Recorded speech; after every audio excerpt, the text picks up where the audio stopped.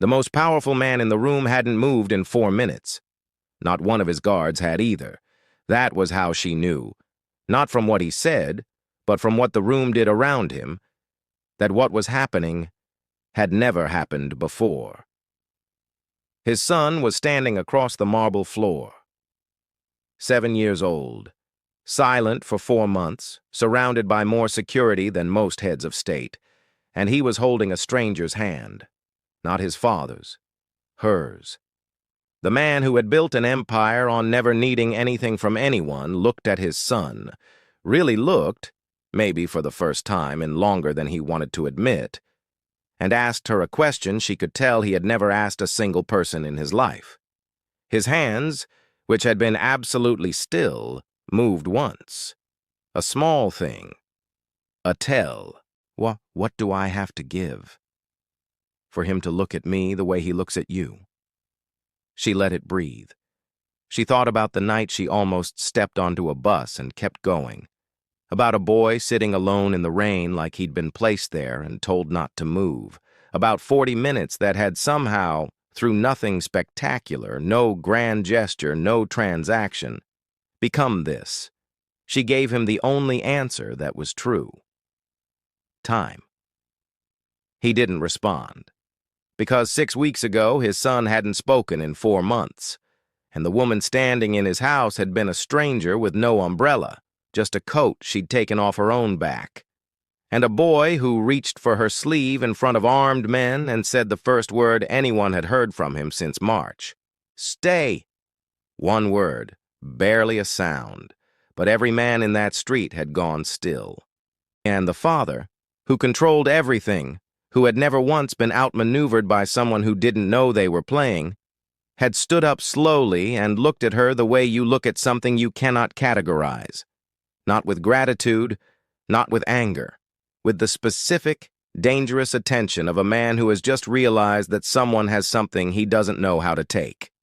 If this story is already pulling you in, you know what to do. Subscribe and stay with it, because it is only just beginning. 6 weeks earlier, the rain started at 11:15. Zara knew because she'd checked her phone at the bus stop, pulling up the weather she should have checked that morning, watching the little animation of clouds and water with the detached irritation of someone who had already made the mistake and was simply documenting it. I'd no umbrella, 3 years in Seoul, and she still did this. She pulled her coat tighter and watched the street go wet and empty around her, the kind of emptiness the city achieved at this hour with remarkable efficiency, 10 million people, and this particular street belonging entirely to her. She almost missed him. He was sitting on a concrete step outside a shuttered convenience store across the road, close enough to the overhang that the worst of the rain missed him, but not by much. Dark hair plastered flat. A school uniform. She could see the collar, the structured cut of it, the kind of uniform that came from institutions that charged more per term than she made in a year. He wasn't crying. That was the thing that stopped her. Children sitting alone in the rain at midnight cried. They looked around. When they performed their distress for whoever might be watching. This boy did none of that. He sat with his hands folded in his lap and his eyes on the middle distance, patient in a way that children were not supposed to be patient. Still in a way that felt less like calm and more like practice. She saw the car across the street a moment later. Black. Engine off. Parked at an angle that was technically legal and practically deliberate. The windshield had fogged slightly from breath inside. Someone was watching the boy and had decided, for reasons she couldn't name, not to go to him. Her bus was 30 seconds away. She could see the lights. She looked at the boy, looked at the car, looked at her approaching bus, got on, stood at the door while it waited. Nis looked back through the rain-streaked glass at a child sitting alone with the patience of someone who had learned not to expect rescue. The doors began to close. She put her hand out. She stepped back off the bus. She crossed the road. She crouched in front of the boy and looked at him directly. The way she had learned to look at people when she needed them to understand, she was not a threat. He looked back. His eyes were the particular dark of someone who had spent a long time watching things without being watched in return. She didn't ask if he was okay. He was not okay. That much was clear, and asking would have been a performance of concern rather than concern itself. She took off her coat. She wrapped it around his shoulders, and tucking it at the sides the way her mother had tucked her into things when she was small, a specific and automatic care that came from somewhere older than thought. The coat swallowed him. He looked down at it, then back up at her. "If someone left you here," she said quietly, "they don't deserve to come back." He didn't respond, but he looked at her differently after that, with the careful, total attention of someone filing something important away. Then the SUVs arrived, 4 of them, black, moving in the coordinated way that announced they had not found him by accident. They were around her before she processed the sound of the doors opening. Men in dark clothing with the efficient physicality of people trained to control space.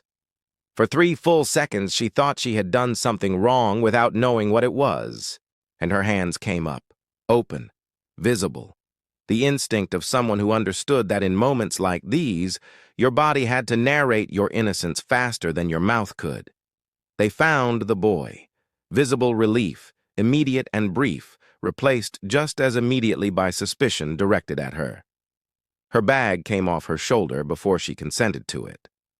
Her ID was out of her wallet and photographed against a phone light before she'd registered what was happening. Her name, read aloud. Her address, confirmed. The contents of her bag arranged on the hood of a car in a neat row. A transit card, lip balm, the remains of a rice triangle, a book she hadn't opened in 3 days. She stood still. She did not argue. She understood. With the precision of a woman who had lived 3 years as a foreigner in a city that did not always know what to do with her, that argument in this moment would be read as guilt. Then the rear door of the center vehicle opened. He didn't rush. He walked the way water moved around obstacles, unhurried, inevitable, reshaping the space without appearing to try. Mid-30s, though, there was something in his face that made age feel like a category that didn't fully apply. Simply composed, in the specific way of men who had spent years ensuring that nothing in their expression gave anything away for free. He looked at his son first. A scan, precise and rapid, assessing for damage, finding none. Then he looked at the coat.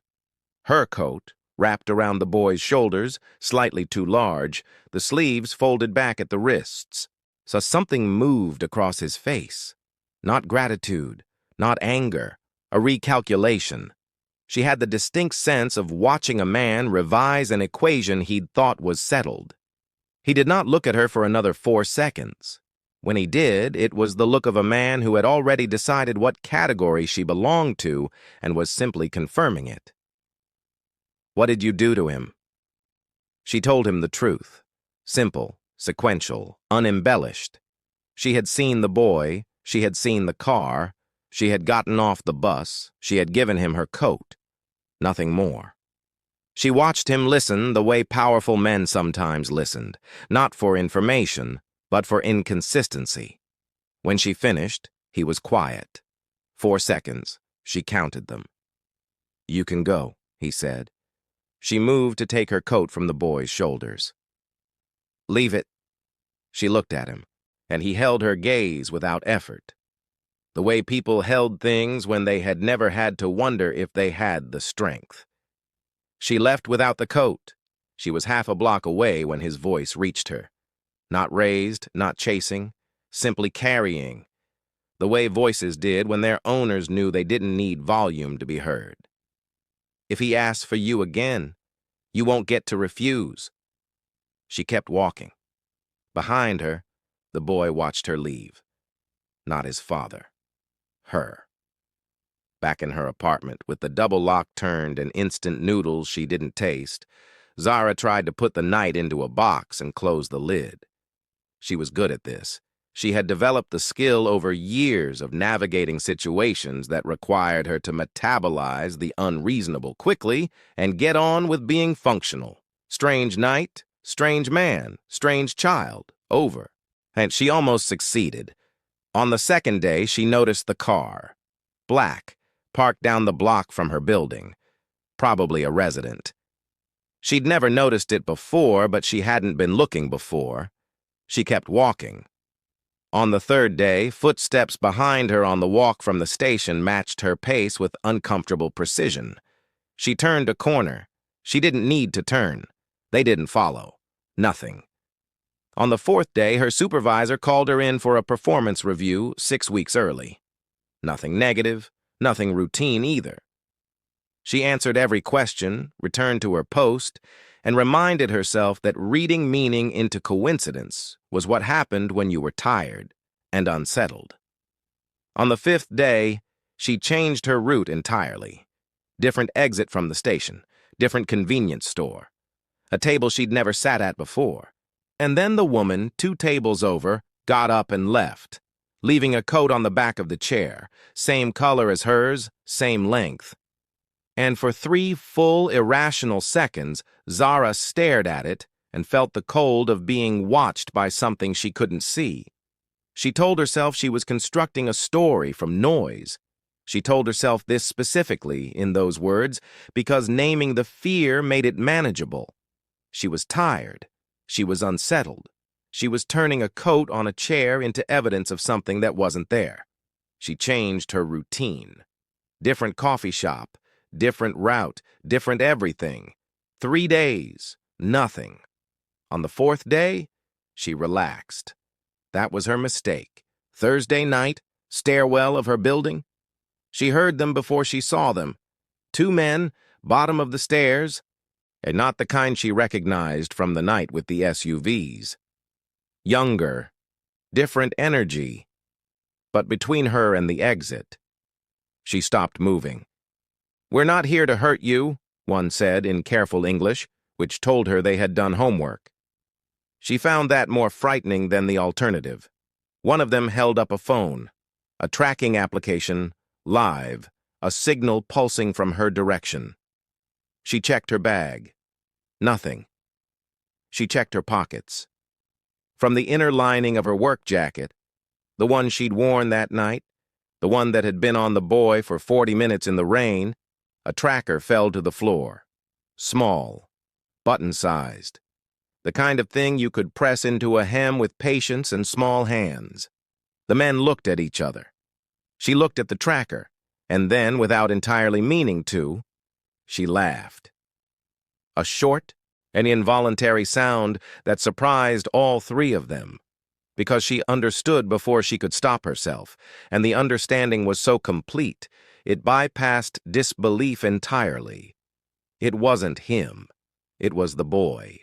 7 years old, silent for 4 months, and in 40 minutes with a stranger who hadn't asked him anything, hadn't needed anything from him, hadn't looked at him like a problem to be managed.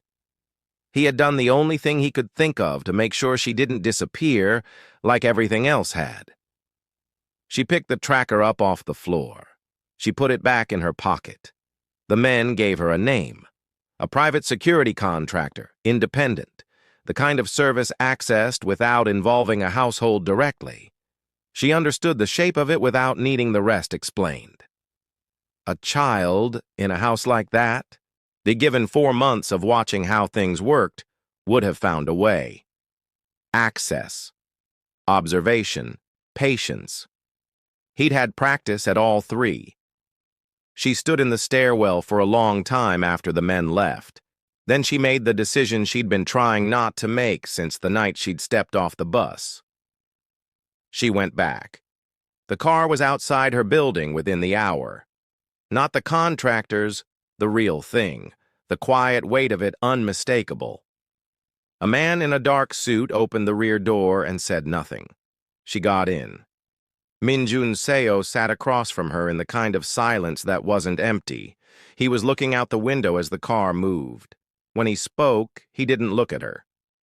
"He told you," he said, not a question. He didn't tell me anything. He sent a tracker. A pause. I know. Another pause. Longer. I found it myself when I realized he'd accessed my security contractor's contact. He said it without expression. The specific flatness of a man describing a failure he had already processed and filed. He's 7. Yes. He knew how to do that without going through my household systems. Outside, Seoul moved past in its nighttime version. Lit, layered, indifferent. Why did he run? She asked. That night. Jun Seo was quiet long enough that she thought he wasn't going to answer. Then, he overheard something he wasn't meant to hear. A conversation between 2 of my directors, about an arrangement that involved him. A pause. He understood more than a child should have. What did he understand? That he was useful in the abstract, as a variable in someone's calculation. The words were controlled, and underneath them, and if you listened carefully, was something that was not quite anger and not quite grief, but lived in the space between them. I didn't know he'd heard it. I didn't know he'd been... He stopped. He stopped speaking the next day. The car was quiet. And you didn't know why, she said. He looked at her then, direct for the first time. I had theories. I was wrong about all of them. She thought about a boy in an expensive room surrounded by everything, choosing silence as the one thing no one could take from him. Watching his father's house the way his father watched everything, learning the systems, finding the exits, identifying who could be trusted by waiting to see who never tried. She thought about 40 minutes in the rain and a coat, and a woman who hadn't asked him anything at all. He didn't need a specialist, she said quietly. He needed someone to not need something from him. Jun Seo looked back out the window. At the mansion, she found the boy, Seo Jun, in a sitting room off the east corridor, cross-legged on the floor in front of a low table, a half-assembled mechanical model between his hands. He looked up when she came in. Not surprised. He'd known she was coming. She sat on the floor across from him without asking permission. He looked at her, then at the model, then picked up a small piece and held it out. She took it. He showed her where it went. She put it in the wrong place. He took it back, placed it correctly, and handed her another. They worked like that for an hour, without speaking. Jun Seo stood in the doorway at one point. She felt him there before she saw him. He watched for perhaps 2 minutes, the boy focused and occasionally correcting her with the patient exasperation of someone who found incompetence tolerable only when it was genuine. And then Jun Seo came in. No guards, no phone. He sat on the floor. Seo Jun looked at him, then at the model. Then, after 4 full seconds, passed his father a piece. Jun Seo held it the wrong way. He didn't know where it went. He looked at his son, who looked at the model, who did not help him. Zara reached over and adjusted Jun Seo's grip without comment. Nobody said anything. The warmth of that evening had a shape she hadn't expected, and it might have lasted longer if she hadn't noticed Director Wu. She noticed him the way she noticed most things, obliquely, without announcing the noticing, filing it somewhere accessible. He was Jun Seo's head of household security, 15 years in the role, the kind of man whose presence in a room read as furniture until you looked directly at him and understood that furniture didn't watch doors the way he watched doors. Professional, thorough, meticulous. He was also the only person in the house who asked her questions about her schedule. Not intrusively, casually, with the specific frequency of someone building a map without wanting you to see them draw it. Which days she planned to take Seo Jun into the grounds. What time she usually came down for breakfast. Whether she preferred the east or west corridor route to the kitchen. She started varying her answers. Said east corridor on a Tuesday, used the west. Said breakfast at 8, came down at 7:40. So on the day she told Woo she planned to stay inside, she took Seo-jun to the gardens at 3. At 3:15, two men she didn't recognize appeared at the garden's secondary entrance. They left when they saw the outdoor guard. They didn't run. They walked, with the unruffled ease of people who had a reason to be there and had simply found it inconvenient to stay. She brought Seo-jun inside immediately. The following weeks had a pattern now, warmth and watchfulness braided together, one visible, one not. She ate breakfast while Seo-jun did morning lessons. She read while he had tutoring, and he marked the end of every session by appearing in the doorway, waiting for her to put the book down. She went on walks through the compound's grounds, a landscape of stone and structured water, he built for looking at rather than living in. And he came 2 steps behind, stopping to examine things she hadn't noticed until he looked at them. Jun Seo watched. He was not an inattentive father in the way that phrase was usually applied. He was physically present, reliably so. He attended the tutoring transitions. He asked Seo-jun questions at dinner, careful questions requiring more than yes or no. Seo-jun answered them. But there was a quality to the answers, polite, complete, accurate, the difference between responding and talking. The boy gave his father information. He gave Zara his attention. Jun Seo knew the difference.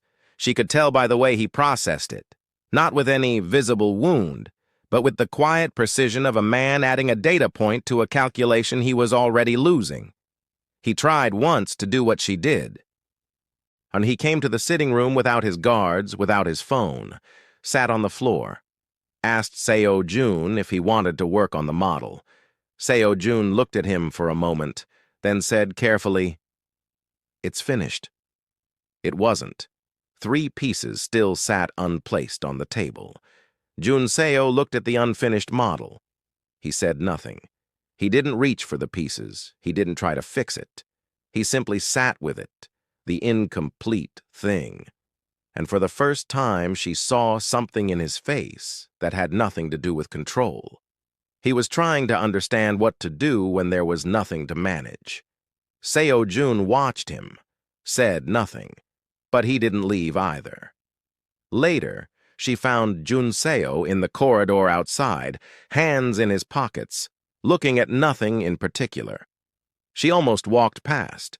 Instead, she said, quietly, "He knows you're trying." Jun Seo looked at her. "That's not the same as it working." "No," she said, "it's not." She kept walking. He stayed in the corridor. It was 3 weeks in when she told him about Woo. She described the questions, the pattern, the men at the garden gate, the correlation between what she told him and what appeared. Jun Seo listened without expression. "Woo has been with me for 15 years, he said. "I know." "You've been here for 3 weeks. "I know that too." He looked at her for a long moment, then looked at Seo-jun, who sat in the corner of the room, apparently absorbed in his model, but his shoulders were angled toward them, listening. Jun Seo said only the name, "Seo-jun," and then into the air between them, and offered like a stone placed on a scale. "Director Woo." The boy looked up. He held his father's gaze for 3 seconds. Then he looked at Zara and nodded once, barely perceptible. The nod of someone confirming what they'd known for longer than they'd been asked. Jun Seo absorbed this without moving. Then he excused himself from the room with the quiet control of a man who needed walls between himself and what he was about to do next. After that, the house changed temperature. Woo was kept close, watched without knowing he was watched. The household continued its rhythms, meals, and lessons, and the structured procession of a life organized around security. But underneath those rhythms, something had tightened. She felt it in the way the guards moved, in the shortened exchanges between staff, in the way Jun Seo's face, I'd always controlled, became fractionally more so, which paradoxically made him look more dangerous rather than less. Seo-jun stopped sleeping in his room. He found reasons to stay in the east sitting room, close to wherever she was. Nobody asked him to. Nobody told him to stop. The attack came on a Friday. She learned later that the trigger was a collapsed deal. Money that had moved and couldn't be moved back. A contract with terms she didn't fully understand. What she understood was the sound of the house changing. The specific acoustic shift of a building that had been still and was no longer. Doors, voices, movement in a configuration that was wrong. Seo-jun heard it before she did. He was on his feet before she registered what was happening, and she reached for him instinctively, and he was already close. Not panicking. And not running, but positioning himself near her with the precision of someone who had already decided where safety was. It was not the panic room. It was not his father's guards. It was her. Two men came through the east corridor. Woo's role, she understood later, had been the doors, the redirected guards, the 60-second window he had spent 15 years learning how to create. These two were contractors, the next step in a plan that had been running parallel to the household for longer than anyone had seen. They were not aggressive. They were professional, which was in many ways worse. Professional men with a task didn't get distracted by pleading or argument. One of them said, with the patience of someone reading from a script, "Step aside, we're taking the boy." She didn't step aside. She stood between them and Seo-jun, and she was aware, with complete unsparing clarity, that she had no weapon, no training, nothing in the geometry of this situation that was legible to these men. She was a security officer from a mid-rise office building in Mapo-gu. She had no business being here. She had gotten off a bus she should have stayed on, and now she was in a corridor with two professional men waiting for her to make the sensible calculation. The sensible calculation was to move.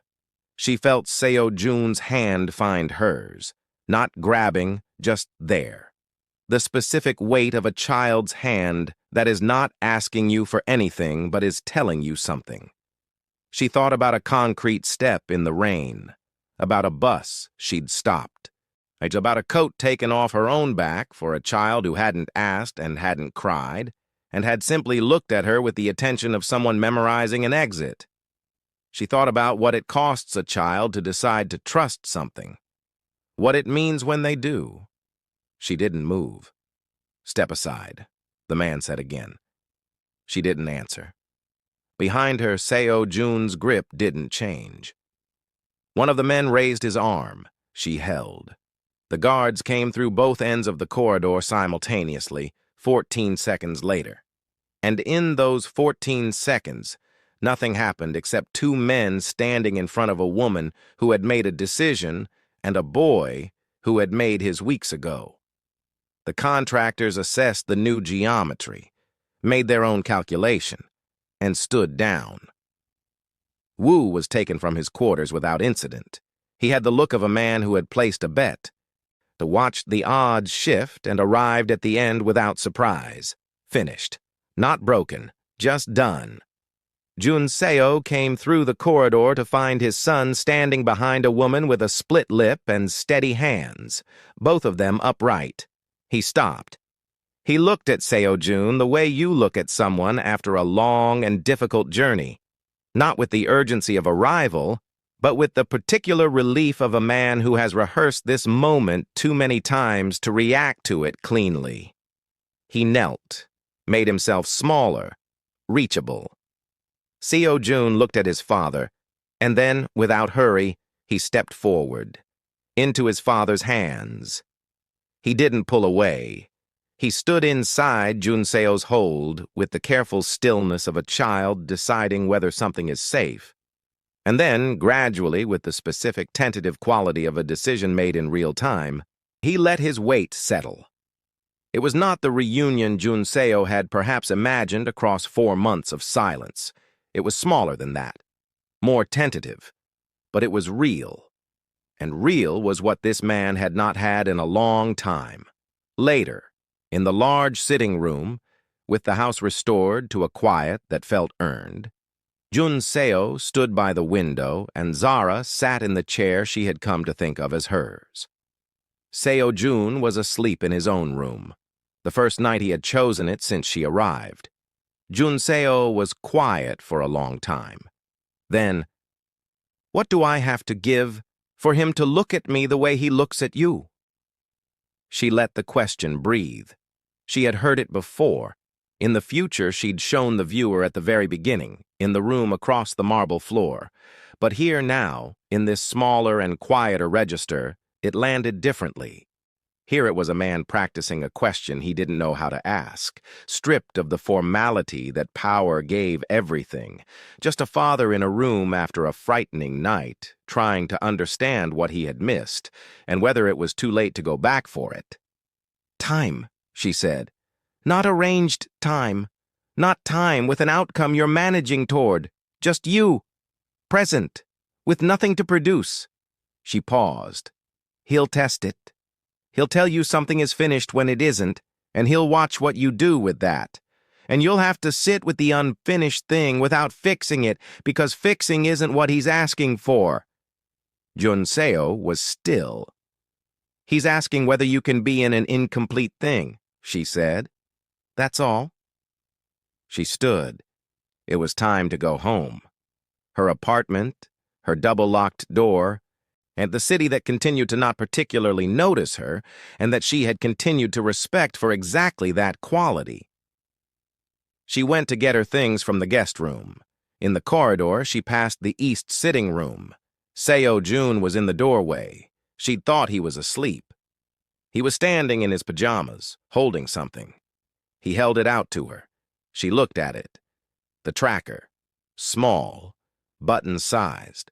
The thing he'd hidden in her hem in the rain with small, patient hands, and the specific ingenuity of a child who had run out of other options. He was giving it back. She looked at him. His face was doing the thing it did, not quite an expression, but the outline of one. The space where an expression would be if he decided to let it through. She closed her fingers around the tracker. And Seo Jun, 7 years old, in a silent for 4 months, a boy who had made himself a fortress and let her in through a door she hadn't known she was knocking on, smiled, not widely, not dramatically. The small, private smile of someone who has decided something is safe and is only now letting themselves feel what that costs and what it's worth. She tucked the tracker into her pocket, walked down the corridor. And if you've ever stayed in a situation longer than was comfortable, because someone needed you to, if you've ever chosen presence over sense and found out afterward that it was the only right answer, then you already know exactly why she kept it. Subscribe. Because every story on this channel begins the same way this one did, with a choice that looks small from the outside and changes everything from within.